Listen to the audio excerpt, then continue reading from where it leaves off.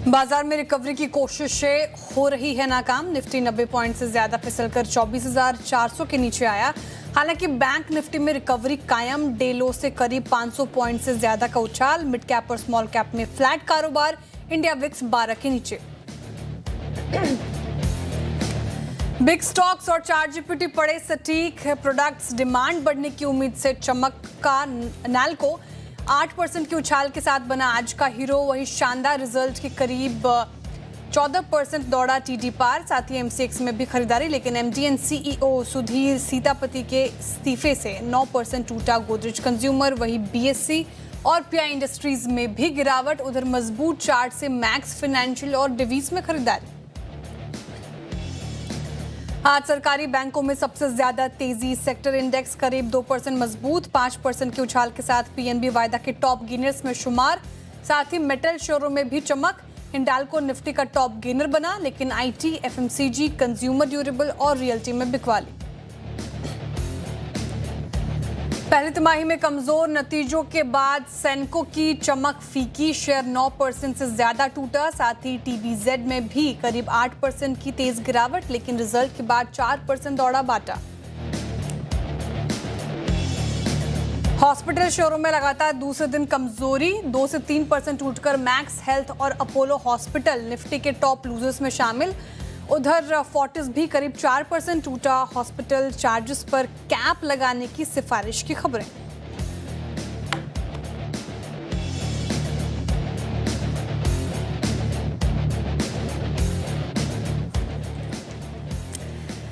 नमस्कार, सीएनबीसी आवाज Motilal Oswal live studio में आप सभी का स्वागत है। आप देख रहे हैं ट्रेडर्स हॉटलाइन। मैं हूं आपके साथ श्रेया ठाकुर और मेरे साथ मौजूद हैं आज मार्केट एक्सपर्ट मानस जायसवाल जी, जो अगले आधे घंटे आपके सवालों के जवाब देंगे। साथ ही बताएंगे किस बाजार में करना क्या है। और एक बार लेकर आइए निफ्टी स्क्रीन पर। निफ्टी आपको डेज लो के आसपास ही कामकाज करता हुआ नजर आएगा, क्योंकि यहाँ पर प्रेशर देखने को मिल रहा है। 100 अंक नीचे है निफ्टी फिलहाल 24,337 के लेवल पर, 76 के लेवल पर इनफैक्ट। और बैंक निफ्टी हालांकि दूसरी तरफ अगर आप देखें तो आउट परफॉर्मेंस यहाँ पर बैंक निफ्टी से देखने को मिल रही है। 246 अंक नीचे आपको नजर आएगा बैंक निफ्टी। डेज हाई के आसपास ही कामकाज करता हुआ थोड़ा बहुत। और पीएसयू बैंक्स ने आज बैंक निफ्टी के इस रैली में साथ दिया है। पीएसयू बैंक इंडेक्स अब 2% लगभग ऊपर। शानदार तेजी यहाँ पर। पीएनबी देखिए 4% से ज्यादा उछल गया आज के सेशन में। लेकिन ब्रेथ आपको थोड़ी फीकी नजर आएगी, क्योंकि मिड कैप और स्मॉल कैप में कोई खास बाइंग आज के सेशन में नहीं हो रही है। तो गिरने वालों की संख्या देखिए ज्यादा है। एक बार ब्रेंट भी दिखा दीजिए मुझे स्क्रीन पर। और ब्रेंट किस प्रकार यहाँ पर देखने को मिल रहा है। ब्रेंट अगर आप देखें तो इसका भाव लगभग $90 के आसपास ही फिलहाल कामकाज करता हुआ। तो ये भी एक बड़ा सिरदर्द बना हुआ है मार्केट के लिए।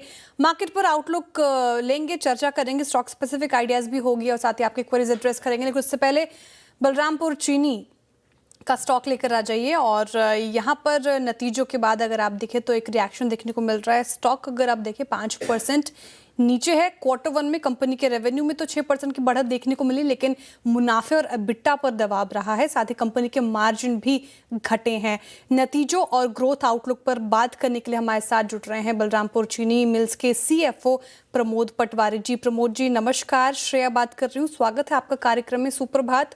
सबसे पहला सवाल तो यही सर, रेवेन्यू तो बढ़ा है, लेकिन जिस तरीके से एबिटा घटा है, इसे कैसे देख रहे हैं आप? कारण क्या रहे हैं इसके पीछे के गिरावट के? नमस्कार। देखिए, ये क्वार्टर जो होता है हमारा, ये नॉन प्रोडक्शन क्वार्टर होता है, तो सीजनली वीक क्वार्टर होता है। शुगर सीजन की क्रशिंग अराउंड 15 या 20 अप्रैल के अंदर बंद हो जाती है। उसके कारण जो भी फिक्स्ड ओवरहेड्स होते हैं वो directly profit and loss account में चार्ज होते हैं। एंड शुगर के जो प्राइसेस हैं वो भी फर्स्ट क्वार्टर में वीक रहे हैं। इसके अलावा केन प्राइस लास्ट ईयर सरकार ने जो बढ़ाया था 300 रुपीज पर टन, उसका एक इम्पैक्ट है। एंड इथेनॉल के प्राइस रिवीजन नहीं हुए हैं लास्ट 3 इयर्स में, जबकि रॉ मटेरियल के प्राइस बढ़ गए हैं करीब 16.5%। इन्हीं सब कारणों के कारण रेवेन्यू तो अप है, बट प्रॉफिटेबिलिटी पे प्रेशर आया है। तो मार्जिन में जिस तरीके से प्रमोद जी प्रेशर देख रहे हैं, ये जो थोड़ा बहुत गिरा है, तो ये आगे चलकर कैसा रहेगा? 8.7% से घटकर 7% हो गया, तो मार्जिन प्रेशर इसमें कितना असर देखने को मिलेगा आगे क्वार्टर्स में? क्या फिर से हम 8 से 9% के रेंज में आ पाएंगे, या फिर अपकमिंग क्वार्टर्स में भी आप प्रेशर देख पा रहे हैं? कि हमारी सलाह तो ऑलवेज यही रहती है कि शुगर इंडस्ट्री सीजनल इंडस्ट्री है, तो उसे एनुअल प्रॉफिटेबिलिटी के पॉइंट ऑफ व्यू से देखना चाहिए। इस इंडस्ट्री में यदि आप बलरामपुर चीनी का रिजल्ट्स भी देखें लास्ट 5 सालों में, तो हमारी एबिटा की मार्जिन करीब 12 से 14% रहती है। सो उस रेंज में तो डेफिनिटली रहेगी। एंड पोस्ट जून अपने शुगर के प्राइसेस भी काफ़ी इम्प्रूव हुए हैं। सो आगे जाके आउटलुक पॉजिटिव लगता है। ओके, आउटलुक आगे चलकर तो पॉजिटिव है। सर, जिस तरीके से इथेनॉल को लेकर अग्रसर है सरकार और जिस तरीके से आपकी भी काफ़ी यहाँ पर एक्सपोजर है इथेनॉल प्रोडक्शन में, तो यहाँ पर क्या टारगेट्स है वॉल्यूम में और आगे चलकर किस तरीके से यहाँ पर चीज़ें निकल कर सामने आएंगी? जैसा कि मैंने कहा कि इथेनॉल के प्राइस रिवीजन नहीं हो रहे हैं, तो हमारी जो फैसिलिटीज़ जूस बेस्ड इथेनॉल बनाती थी, वो अब अनवायबल है। शुगर के प्राइसेस काफ़ी इम्प्रूव हुए हैं पहले से। तो इन इन प्राइसों पे sugarcane based juice based ethanol बनाने की कोई इकोनॉमिक सेंस नहीं बनती है। तो आगे जाके जो सीज़न स्टार्ट होगा अक्टूबर में, हमारा जूस बेस्ड इथेनॉल बनाने पे कोई भी विचार नहीं है। As far as volume is concerned, last year हमने करीब 27 करोड़ लीटर एनुअली किया था। जो सीज़न स्टार्ट होगा 1 नवंबर से, हम अभी भी 25 करोड़ लीटर तक टारगेट रख रहे हैं, क्योंकि मेज एंड राइस से अब प्रोडक्शन ज़्यादा आएगा हमारी। ठीक है। थोड़ा और, हालाँकि आपने ज़िक्र किया प्रमोद जी, डिटेल में समझना चाहूँगी कि इस बार शुगर कॉस्ट में कैसा ट्रेंड देखने को मिला? साथ ही शुगर रियलाइज़ेशन का कैसा ट्रेंड था? और क्या मौजूदा रियलाइज़ेशन लेवल पर शुगर बिज़नेस में प्रॉफ़िटेबिलिटी और इम्प्रूव होने की गुंजाइश है?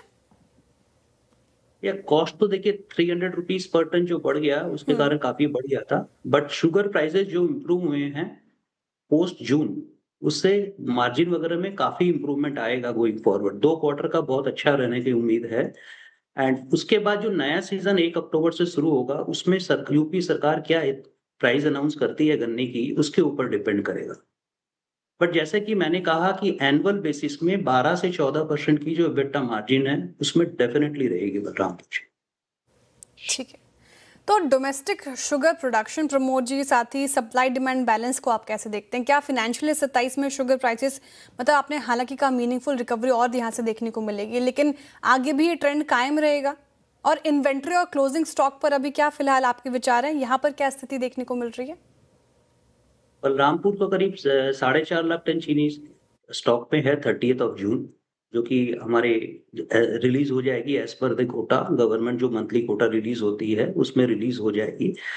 मॉनसून का हमने देखा जून काफी वीक रहा था, बट जुलाई में मॉनसून ने काफी अच्छी प्रोग्रेस दिखाई है। तो हमें अभी 2 महीने और इंतजार करने चाहिए, अक्टूबर सितंबर तक, अगस्त एंड सितंबर। उसके पहले हमें एल नीनो वगैरह के ऊपर कोई भी अपना व्यू नहीं बनाना चाहिए। अभी भी गुंजाइश है कि मॉनसून वगैरह ठीक हो जाए। जुलाई में जो भी बारिश हुई है, उसके कारण रिजर्वायर्स के लेवल काफ़ी इम्प्रूव हुए हैं। एकरेज की यदि बात करें, तो लास्ट ईयर जितना एकरेज था, उतना ही गोइंग फॉरवर्ड एकरेज का नंबर सामने आ गया है। सो अपने 2 महीने वेट करने के बाद ही आने वाला साल में कितना प्रोडक्शन रहेगा, उसका अनुमान लगाना चाहिए। हम्म। अच्छा, आगे चलकर प्रमोद जी केपेक्स का क्या प्लान है और रोड मैप क्या है? फाइनेंशियल 27 में कितना केपेक्स प्लान है? साथ ही इसका फोकस, अगर मैं बात करूं शुगर, इथेनॉल या पार बिजनेस में कितना रहेगा? इथेनॉल की जो हमारी कैपेसिटी है, वो हमारी जो केन क्रशिंग कैपेसिटी है, उससे पूरी इंटीग्रेटेड है। हम अभी शुगर, पावर या डिस्टिलरी में और कोई भी एक्सपेंशन नहीं सोच रहे हैं। जैसा कि आपको पता होगा कि हम अभी पीएलए प्लांट जो लगने वाला है हमारा, उसका इम्प्लीमेंटेशन कर रहे हैं। ये करीब 3100 करोड़ का इसमें कैपेक्स है। हमें उम्मीद है कि दिसंबर एंड तक ये प्लांट चालू हो जाएगा। तो आगे आने वाले 1 साल में हम कोई मेजर कैपेक्स अभी हमारे विज़न में नहीं है। ओके। तो प्रमोद जी 10 यूनिट्स हैं अभी फिलहाल आपके, 10 मैन्युफैक्चरिंग यूनिट्स जो मैं देख रही थी, डेटा सारे उत्तर प्रदेश में है। तो आप मैन्युफैक्चरिंग प्लांट्स को भी लेकर कोई कैपेक्स का प्लान नहीं कर रहे हैं? नहीं, Uttar Pradesh is a natural cane growing region, तो हम्म। हम अभी उत्तर प्रदेश में ही रहना चाहते हैं। और शुगर का जो बिज़नेस है, वो इंटीग्रेटेड प्लान होना चाहिए। सो हमारे 10 प्लांट के बीच में 5 डिस्टिलरी हैं, 10 कोजेनरेशन है। तो इस इंटीग्रेशन का हमें ओवरऑल एफिशिएंसी में काफ़ी फ़ायदा मिलता है। तो फॉर द टाइम बिंग हम तो उत्तर प्रदेश में ही हैं। ओके, बहुत शुक्रिया प्रमोद जी आज हमारे साथ जुड़ने के लिए, तमाम सवालों के इतने खुलकर जवाब देने के लिए। आपके वक्त के लिए बहुत बहुत शुक्रिया। चलिए एक बार थैंक यू। बलरामपुर चीनी का स्टॉक दिखा दीजिए। 6% करीब करीब 5% नीचे थोड़ा क्योंकि मार्जिन्स घटे हैं, थोड़ा एबिटा पर दबाव था, लेकिन कॉन्फिडेंट काफ़ी साउंड कर रहे थे प्रमोद जी, बलरामपुर चीनी मिल्स के CFO, और आगे चलकर यहाँ पर और चीज़ें सुधरती हुई नजर आएंगी। एक बार चार्ट चेक ले लेते हैं इस पे। मानस जी, बलरामपुर चीनी का स्टॉक देखिए आप, प्रेशर में है आज नतीजों के बाद, क्या इस ब्रेकडाउन को कैसे देख रहे हैं? तो देखिए, जहां तक बलरामपुर चीनी की बात है, स्टॉक ने डिसअपॉइंट किया है, क्योंकि अगर आप देखें तो मेरे ख्याल से लास्ट वीक ही स्टॉक में एक ब्रेकआउट आया था, लेकिन स्टॉक हाई लेवल पे सस्टेन नहीं हो पाया। अब क्योंकि 10-20 डे मूविंग एवरेज के नीचे ट्रेड कर रहा है, तो आप उम्मीद कर सकते हैं कि करेक्शन डीप हो सकता है, शायद 570 तक के प्राइस भी स्टॉक दिखा सकता है, तो इस गिरावट खरीदारी नहीं करनी चाहिए। ओके, ठीक है, अभी फिलहाल अवॉइड करेंगे बलरामपुर चीनी।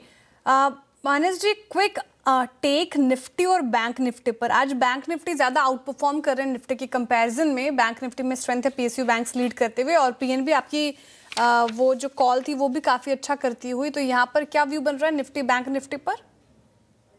तो देखिए, निफ्टी को अगर देखें तो निफ्टी करेक्ट जरूर हुआ है, लेकिन ये जो रेंज है, पूरा रेंज 24,400 से लेकर 24,300, यहाँ पर मल्टीपल सपोर्ट्स हैं।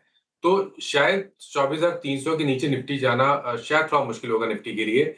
लेकिन अगर 24,300 के लेवल ब्रेक हो तो आपको अपनी लॉन्ग पोजीशन से निकलना है, क्योंकि उसके बाद आपको कम से कम 300 पॉइंट की गिरावट देखने को मिल सकती है। अभी के लिए पोजीशन को होल्ड करना चाहिए अगर आपके पास लॉन्ग पोजीशन है, और 24,300 के नीचे स्टॉप लॉस लगा के रखना चाहिए। लेकिन जिस तरह के पैटर्न्स बैंक निफ्टी ने आज दिखाए हैं, क्योंकि यहाँ पर अंडर परफॉर्मेंस था पिछले 3-4 दिनों से, आज स्टॉक इंडेक्स ने अपने 10-20 डे मूविंग एवरेज को वापस रीगेन किया है। तो यहाँ तो डेफिनेटली ऐसा लग रहा है कि 57,200 एक सपोर्ट की तरह उभरा है। तो अगर आपको एक पोजीशन बनानी हो तो बैंक निफ्टी में लॉन्ग पोजीशन बनाए 57,200 के स्टॉप लॉस से 58,600 58,600 तक के टारगेट देखने को मिल सकते हैं बैंक निफ्टी का। ओके, बैंक निफ्टी पर ज़्यादा पॉजिटिव आउटलुक फिलहाल आता हुआ यहाँ पर। चलिए अब क्वेरीज को एड्रेस करते हैं। नंबर फ्लैश कीजिएगा स्क्रीन पर, जिसके ज़रिए हमारे व्यूअर्स हमसे कनेक्ट कर सकते हैं और अपने सवाल पूछ सकते हैं। 7045220000 इस व्हाट्सएप नंबर पर अपने सवाल भेजें। इसके अलावा आप CNBC आवाज़ के सोशल मीडिया प्लेटफॉर्म्स पर भी टैग करके हमें क्वेश्चन पूछ सकते हैं। #AskAwaz करके CNBC आवाज़ के सोशल मीडिया प्लेटफॉर्म्स पर, या श्रेया ठाकुर यानी कि मुझे पर्सनल DM करके भी आप अपने प्रश्न पूछ सकते हैं। अच्छा, घनश्याम जी हमारे साथ जुड़ रहे हैं गुजरात से। घनश्याम जी नमस्कार। नमस्कार ma'am, good morning. Good morning, प्रश्न आपका। मैम, मेरे पास एक्चुअली उज्जीवन के अलॉटमेंट है 37 के रेट पे 400। कौन सा stock sir? Ujjivan small Ujjivan finance. Small finance bank, ठीक है। और दूसरा है नजारा टेक्नोलॉजी 40 शेयर 274 के रेट पे। तो क्या पूछना चाह रहे दोनों में? मैं एक्चुअली लॉन्ग इन्वेस्टर हूँ, पर समझ में अभी नहीं आ रहा है, ये बहुत काफी चढ़ उतर कर रहे हैं, तो इसी पर्पज से। ठीक है, उज्जीवन स्मॉल फाइनेंस बैंक से शुरुआत करते हैं। आपकी होल्डिंग काफ़ी पहले की है, 2% ऊपर है। अच्छा रिटर्न दिया है मानस जी उज्जीवन स्मॉल फाइनेंस बैंक में। पिछले साल भी 66% के रिटर्न, इस साल में अब तक 34% का रिटर्न दिया है। स्टॉक तो चार्ट पर मजबूत नजर आ रहा है। प्रॉफिट बुकिंग करें या फिर होल्ड कर सकते हैं? देखिए, ये एक बेहतरीन चार्ट्स हैं। स्टॉक में ऑलरेडी हमने ब्रेकआउट देखा है लॉन्ग टर्म चार्ट पे। अभी पिछले करीब 10 दिनों से हमने कंसोलिडेशन देखा है, तो वहां पर एक फ्लैग पैटर्न बन रहा है, और स्टॉक 73 रुपीज के ऊपर निकलेगा तो 82 रुपीज तक की रैली दिखा देगा। अगर एक मीडियम टर्म के आउटलुक के हिसाब से एक टारगेट सेट करने हो तो वो 90 रुपीज के आसपास के आते हैं। एक साल का टाइम फ्रेम सेट करें, 90 रुपए के टारगेट सेट करें, और 62 रुपीज 62 रुपए के नीचे अपना स्टॉप लॉस लगा लें। ठीक है, और ये तो पॉजिटिव है। 62 रुपये के नीचे स्टॉप लॉस लगाने के बाद कही गई है, यानी कि आपको 61-60 का स्टॉप लॉस मेंटेन करना है। नज़ारा टेक पर प्रॉफिट में है, क्योंकि 274 की खरीद बताई, 354 पर कर रहा है कारोबार। नज़ारा टेक्नोलॉजीज एक महीने में 15% तो भागा है। ये काउंटर भी बहुत चला है इस साल में अब तक। यहाँ पर क्या राय हो रही है मानस जी? तो देखिए, पिछले साल इसी मंथ में, अगस्त के मंथ में आई थिंक हाई बना था 363 का। उसी के आसपास स्टॉक रेजिस्टेंस फेस कर रहा है, लेकिन ओवरऑल ट्रेंड पॉजिटिव है। आप उम्मीद कर सकते हैं कि शायद वो हाई को ब्रेक करके 420 रुपए की तरफ स्टॉक जाने की कोशिश करेगा। तो जब तक 330 रुपए के ऊपर ट्रेड करता रहे, अपनी लॉन्ग पोजीशन में बने रहे। स्टॉप लॉस आपको 330 रुपए के नीचे लगा रहा है। ठीक है, 330 रुपए के नीचे का स्टॉप लॉस मेंटेन करें और आप होल्ड कर सकते हैं पर्टिकुलर काउंटर। नज़ारा टेक्नोलॉजीज और उज्जीवन स्मॉल फाइनेंस बैंक पर चर्चा हो गई। आगे हमारे साथ जुड़ रहे हैं कृष्णा मुरारी जी गुजरात से। कृष्णा जी नमस्कार। नमस्कार जी। जी सवाल आपका। हाँ, मेरा वो करूर वैश्य बैंक और city union bank long term के लिए मैं 4 साल रुक सकता हूँ। खरीद बताएंगे करूर वैश्य बैंक और सिटी यूनियन बैंक की? करूर वैश्य बैंक तो मेरा कुछ 200 रुपए से नीचा है। 200 रुपए, 280 आपने भेजा है, ठीक है। और सिटी यूनियन बैंक का? सिटी यूनियन बैंक भी मेरा 150 पौने 200 रुपए का है अंदाज। ठीक है, सिटी यूनियन बैंक 200 मान लेते हैं। तो शुरुआत कर लेते, दोनों काउंटर्स आपके बैंक काउंटर्स हैं। करूर वैश्य बैंक कल तो हमारे पैनल ने शायद कैश में सुझाया भी था और आज भी 1% ऊपर, एक महीने में 10% भागा है। बैंक्स और स्पेशली ये स्मॉल मिड वाले बैंक्स अच्छा कर रहे हैं। मानस जी, यहाँ पर क्या व्यू बन रहा है? तो देखिए, पिछले 2-3 साल में करूर वैश्य बैंक ने तो बहुत ही बढ़िया रैली दिखाई है और अभी भी कहीं पर भी लॉन्ग टर्म चार्ट पे रिवर्सल के साइन नहीं है। बहुत clearly stock higher top higher bottom बना रहा है। मेरा समझना है कि स्टॉक में बने रहना चाहिए, लेकिन स्टॉप लॉस को रिवाइज करके 285 के नीचे लगा लें, 285 रुपए के नीचे लगाएं और टारगेट आपको सेट करने हैं 425 रुपए के। और दूसरा स्टॉक इन्होंने सिटी यूनियन बैंक की बात की। देखिए, सिटी यूनियन बैंक में कंसोलिडेशन है, लेकिन पॉजिटिव ये है कि जब भी करेक्शन देखने को मिलता है तो 200 डे मूविंग एवरेज के आसपास स्टॉक सपोर्ट ले लेता है, वहां पर बाइंग इंटरेस्ट दिख रहा है। तो यहाँ पर भी अभी के लिए तो बने रहना चाहिए। स्टॉप लॉस आपको 188 रुपए का लगा के रखना है। ऊपर की तरफ 240 रुपए के ऊपर निकलेगा तो फिर आप आई थिंक ये आप अपने टारगेट 275 टू 85 के आसपास के सेट करके चल सकते हैं। ओके, ये व्यू हो गया सिटी यूनियन बैंक और करूर वैश्य बैंक पर। आगे बढ़ते हैं, हमारे साथ जुड़ रहे हैं अब ज्ञानेंद्र श्रीवास्तव जी गाजियाबाद से। ज्ञानेंद्र जी नमस्कार। ठीक है, उनसे रब्ता करने की कोशिश करेंगे, हालांकि उनका सवाल मेरे पास है। नायका पे पूछ रहे हैं, 343 इनकी खरीद है, 350 शेयर्स हैं, थोड़ा लॉस झेल रहे हैं, 18 रुपये प्रति शेयर का करीब करीब, लेकिन इस काउंटर ने भी गजब के रिटर्न्स दिए हैं मानस जी। और अगर इस साल में अब तक का चार्ट देखें तो 22% का रिटर्न, 12 महीने का चार्ट रख पाएंगे एक बार नायका का स्क्रीन पर तो आपको दिखेगा 60% के करीब करीब रिटर्न्स मिले हैं। थोड़ा Q1 नतीजे हालांकि अच्छे थे, लेकिन उसके बाद से थोड़ा सा प्रेशर देखने को मिला। आज तो रिकवरी है, क्या करना चाहिए यहाँ पर? थोड़ा लॉस झेल रहे हैं, होल्ड कर सकते हैं क्या? तो देखिए, अभी तो होल्ड करना चाहिए। ये सही है कि स्टॉक ने पिछले 3 मंथ में अगर आप देखें तो 100 रुपए के आसपास की रैली दी है, लेकिन लॉन्ग टर्म चार्ट पे अभी रिवर्सल नहीं दिख रहा है। एक छोटा सा करेक्शन दिख रहा है जिसमें शायद 312 रुपए तक के प्राइस भी स्टॉक दिखा सकता है, लेकिन ये जब तक 294 के ऊपर ट्रेड करता रहेगा, medium to long term trend positive बना रहेगा। तो यहाँ पर अभी बने रहे 294 के स्टॉप लॉस के साथ। नायका पर ये व्यू आता हुआ तो यहाँ पर आप होल्ड कर सकते हैं। कुछ सोशल मीडिया क्वेरीज भी एड्रेस करते हैं मानस जी, वहाँ पर भी बहुत हमारे दर्शक जुड़ते हैं और अपने प्रश्न पूछते हैं। प्रबल जी का सवाल भी लिया है मैंने, हुडको पे पूछ रहे हैं, हुडको का चार्ट रख दीजिएगा स्क्रीन पर।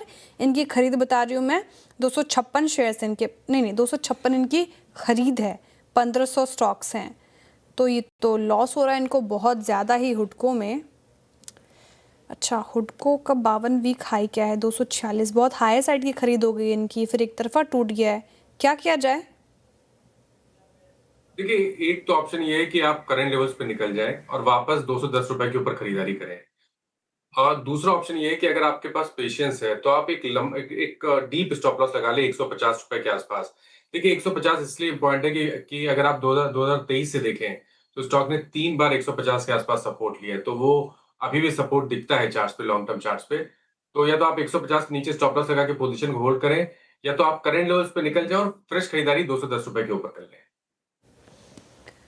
ठीक है, हुडको पर ये व्यू हो गया। 2 ऑप्शंस मिले जो आपको सूट करता है प्रबल जी, वही आप अपनाएं। अच्छा, दूसरा प्रश्न संजीव जी का लेते हैं। संजीव जी पूछ रहे हैं, good morning Sanjeev ji, BDL पर, बीडीएल का चार्ट रख दीजिएगा स्क्रीन पर एक बार, और दोनों ही स्टॉक्स पर इनके डिफेंस हैल और बीडीएल पे राय पूछ रहे हैं।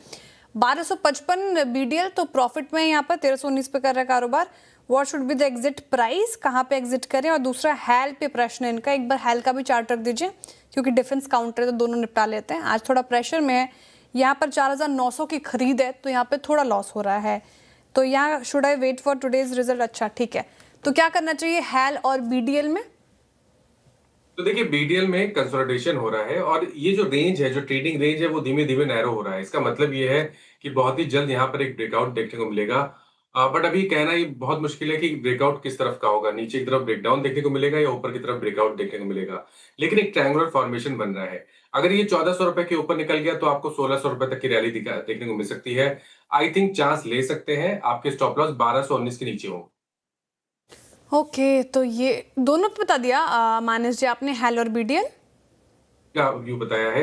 देखिए एचएल के चार्ट्स तो काफी अच्छे लगते हैं। एचएल में मेरा समझना है कि स्टॉक तैयार है एक नेक्स्ट अप मूव के लिए। 5000 का आंकड़ा ब्रेक करेगा तो 5600 रुपए के लिए स्टॉक तैयार हो जाएगा। यहाँ पर तो आप बिल्कुल बने रह सकते हैं। आप डिप पे खरीदारी भी कर सकते हैं। आपको जो स्टॉप लॉस एक मीडियम टर्म आउटलुक के हिसाब से लगाना है वो 4500 रुपए के नीचे लगाना है।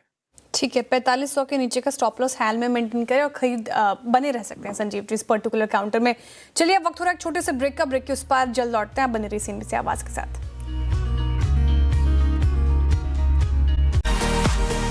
सीएनबीसी आवाज प्रस्तुत करता है crypto corner powered by Binance.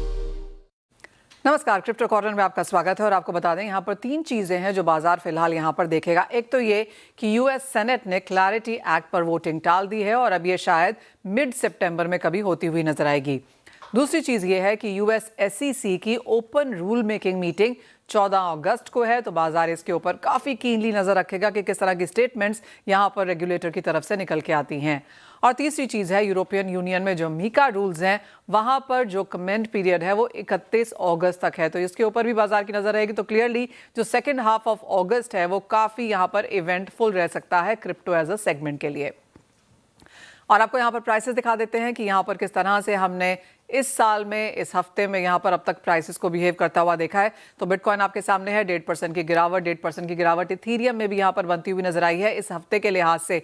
लेकिन अगर हम YTD के प्राइसेस देखें तो वहां पर जो गिरावट है वो काफी गहराती हुई नजर आई है। तो 27% की गिरावट बिटकॉइन में, 36%, 30% की गिरावट इथीरियम और बाइनेंस में भी देखने को मिली है। और काफी हद तक यही हाल यहाँ पर बाकी क्रिप्टोज का भी है। वीकली डिक्लाइन तो है ही, लेकिन ईयरली डिक्लाइन यहाँ पर उससे भी ज्यादा है। ऑफ कोर्स सोलाना, XRP जैसी जो क्रिप्टो करेंसीज हैं यहाँ पर गिरावट कम देखने को मिली है। लेकिन अगर आप YTD के यहाँ पर नंबर्स देखें तो 30 से 45% तक की गिरावट इस साल में अब तक यहाँ पर क्रिप्टोज दर्ज कर चुके हैं। यानी कि मुनाफा वसूली इस साल में अब तक यहाँ पर जारी है।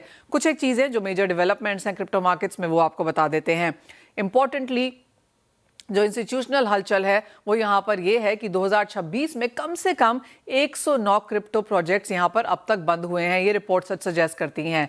दूसरी चीज़ है कि अगस्त में जो बड़े टोकन हैं वो यहाँ पर बाजार में अनलॉक होंगे, वहाँ पर हमारी नज़र रहेगी। जो बड़े अनलॉक्स हैं वो बाजार में शायद लिक्विडेशन लेके आ सकते हैं, ये एक खतरा यहाँ पर फिलहाल बना हुआ है। माइक्रो स्ट्रैटेजी ने यहाँ पर 1690 बिटकॉइंस बेचे हैं और $653 मिलियन इस वजह से उन्होंने यहाँ पर जुटाए हैं। तो कुछ लिक्विडेशन यहाँ पर आती हुई। यूएस स्पॉट बिटकॉइन ETF में भी हमने यहाँ पर आउटफ्लोज जाते हुए देखे हैं करीबन $145 तक के। आपको बता दें कि क्रिप्टो नेटवर्क AI एजेंट्स के लिए स्टेबल कॉइन पर यहाँ पर अब फोकस कर रहे हैं और जो सर्कल का ARC ब्लॉकचेन है वो मशीन टू मशीन पेमेंट पर यहाँ पर ध्यान दे रहा है। रायट प्लेटफॉर्म्स ने भी यहाँ पर एंथ्रोपिक के साथ करार किया है और $9 बिलियन का डेटा सेंटर लीज करने के लिए यहाँ पर ये करार बनता हुआ नजर आया है। एक और इंपॉर्टेंट डेवलपमेंट और ये BNY मेलन की तरफ से है, जहां पर गैलेक्सी डिजिटल ने यहाँ पर क्रिप्टो स्टेकिंग पे करार किया है। इंपॉर्टेंटली ट्रंप मीडिया के क्वार्टरली रिजल्ट्स यहाँ पर आए हैं और यहाँ पर $238 मिलियन का यहाँ पर तिमाही घाटा देखने को मिला है। काफी हद तक जिस तरह से क्रिप्टो मार्केट्स में मूवमेंट हुई है उसका इम्पैक्ट हमने यहाँ पर आता हुआ देखा। और साथ ही साथ यहाँ पर टीथर ने सऊदी में institutional real estate tokenization start किया है। तो काफी कुछ पॉजिटिव्स और नेगेटिव्स के बीच में बैलेंस होता हुआ फिलहाल क्रिप्टो मार्केट पिछले एक हफ्ते में। CNBC आवाज प्रस्तुत करता है crypto corner powered by Binance.